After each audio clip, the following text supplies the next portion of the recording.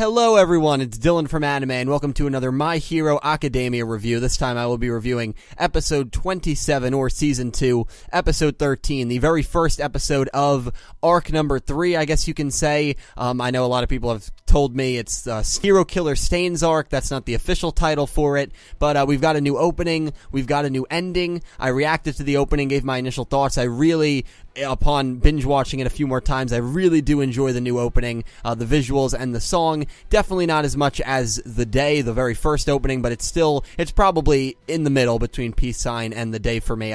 I did enjoy it quite a lot, and I liked the third ending, how they're doing like a Dungeons and Dragons thing almost, where the characters are all kind of role-playing in like this video game world. I thought that was Todoroki riding like the White Stallion. I thought that was really cool, and Lisa, she's got a really good voice, so it fit the tone of what My Hero Academia has done with the endings, the first two, really well, and I really did enjoy these songs. So this marks almost a new fresh beginning for My Hero Academia, one that I'm sure is going to be just as enthralling as the first two arcs were. And how did I think the first episode of this arc was? I thought it was an okay episode. I thought it was a good episode. Probably overall it was maybe one of my least favorite episodes. There hasn't been an episode of the show where I thought to myself right afterwards, like, oh man, that was actually pretty bad. I feel like I just kind of wasted 20 minutes. I feel like we didn't really accomplish anything. This episode definitely accomplished a lot, and there were some good comedic moments and some good build-up for what's about to happen. So I do appreciate this episode for that. I thought at other times it was maybe a bit slow. I don't want to say it was boring, because it wasn't boring. Again, I've never watched an episode of My Hero Academia, and I thought, wow, that was I would never use boring to describe any episode of the show. It wasn't as intense as the last few episodes have been, but based on what the preview for next episode was and where we are going with the next few episodes and with the next arc, knowing Stain is coming up, and also a lot of people said they showed scenes, people that have read the manga, I'm assuming, they showed scenes in the opening that really surprised them, that I thought was from the Day of the Dead OVA that they just did in the week break, but apparently it's actually from an arc that's after the Stain arc. So does that mean that we're going to get 2 more arcs from this point on? I don't really know. I guess you guys who have read the manga can give your opinions on that, or if you think they're just kind of foreshadowing to Season 3, because technically we still are in Season 2. But I thought that was interesting. But what's going to come is definitely going to be very exciting. As for this episode, it was really good for Midoriya's character. Gran Torino was a really funny dude. His quirk is Jet. I also like how they kind of recapped all the quirks of the characters, and the middle transition scenes showed Midoriya and it showed Gran Torino, and I assume they're going to do this with all the characters, that they talked about everyone's quirk.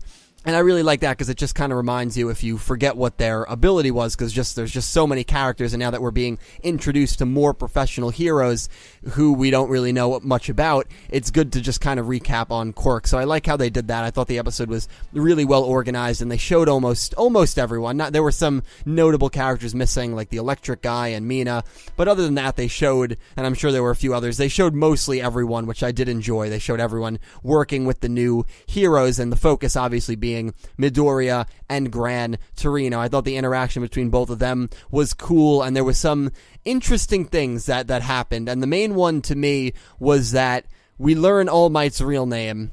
Gran Torino says it a couple times, and there was one point where Midoriya brings up the person that All Might got the power from, and then Midoriya answers the door, and it's the new microwave, and clearly that person is dead. And Midoriya even says, I watched the episode a few hours ago, I usually do the reviews right after, but clearly whoever All Might's predecessor was is dead, and we don't know what happened to that person, and clearly something happened maybe that has to do with the quirk, because Gran Torino says in his head, like, All Might, he uses All Might's real name, you really didn't tell him about the 7th holder? We know All Might's the 8th holder, and Midoriya is the 9th holder, so I thought that was interesting. That could be, I don't want to say conflictual, but that could be something that is of importance down the road, and it'll be something that I'll definitely be keeping in the back of my head. What happened to the 7th holder of the quirk, One for All? And is this also a foreshadowing to maybe All Might's death, which I know a lot of people keep saying it's definitely going to happen. I personally think it's going to happen. That scene was probably the most interesting scene of the episode to me. Another very, very cool scene was the villains. Shigaraki is the hands guy. I finally learned his name. He's talking to Stain along with the teleporter guy. Still got to work on his name. And he's basically just telling Stain, we want to kill All Might. We want to kill Midoriya. And Stain is actually against this. And he's like, all right, you know what? You people are the exact people I hate. And he even draws his swords as if he's going to attack Shigaraki. And there's clearly a separation, a split in these factions. I don't really think you can call Stain a faction, but the League of Villains and Stain.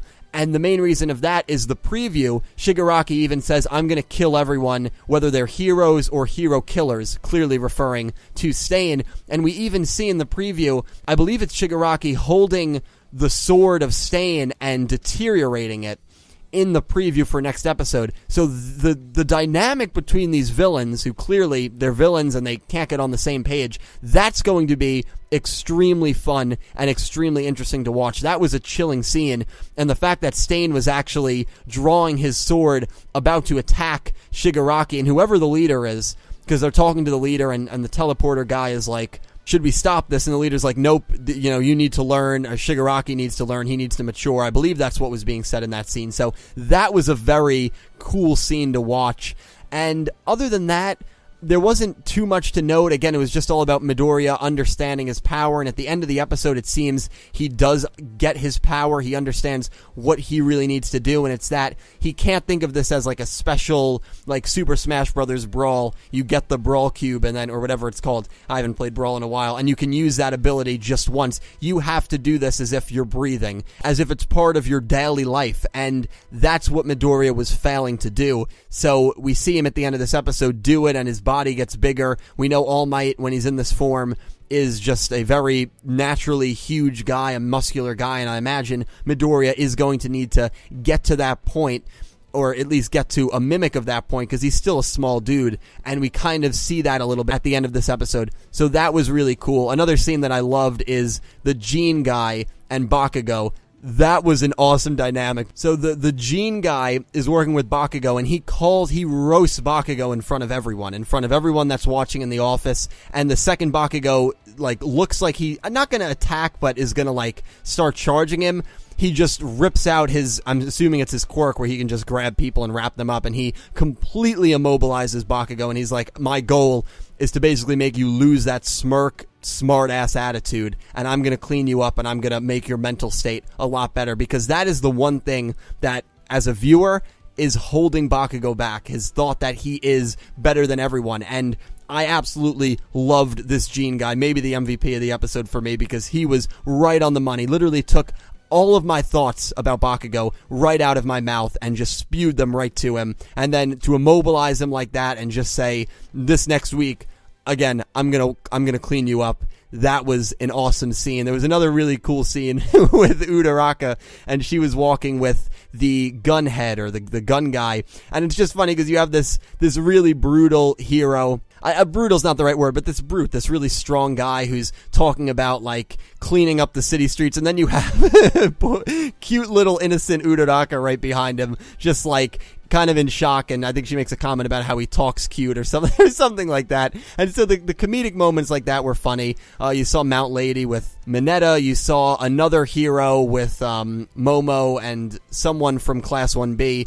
I believe it was Class 1B, and she's like, I really just picked you because you're both kawaii, you're both cute. That's literally what she says. So the humor in this episode was good. It was an enjoyable episode. It was still, you kind of felt transitioning to what's going to come, and we know what's going to come, at least what everyone is telling me that's read the manga, is going to be an absolute treat, and I cannot wait. This episode, though, I would still give it like a 7 out of 10. It's just and it's my least favorite because most episodes of My Hero Academia, I genuinely would give like an 8 or a 9 out of 10. This was, again, not a bad episode by any means. I hope people don't think that I thought it was a bad episode. I just thought it was a little, maybe less than where the show normally is, when the show normally is at like an 8.5 for me, but still a very enjoyable episode, another enjoyable episode of My Hero Academia. Leave all your thoughts down below. I cannot wait to talk to you in the comment section. Let me know if you're hyped for the next episode as much as I am, and for just what's going to come, because I really, really cannot wait.